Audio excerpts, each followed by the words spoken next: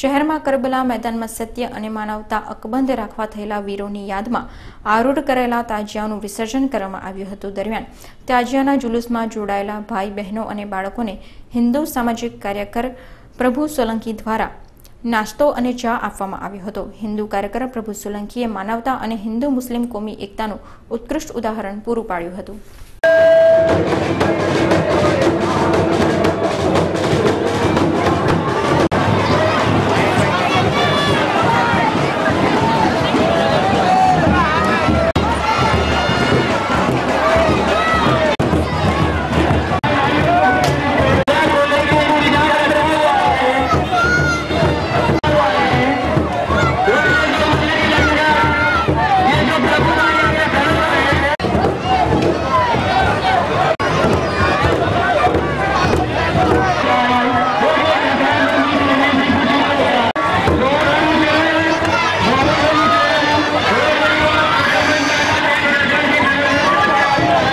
आज रोज बरोड़ा शहर में इमाम हुसैन की याद में सभी ताजिया आज बरोड़ा शहर से विसर्जन के लिए ले जाए जा रहे हैं। इमाम हुसैन की जो याददाश्त थी उनको आज ताज़ा किया गया है।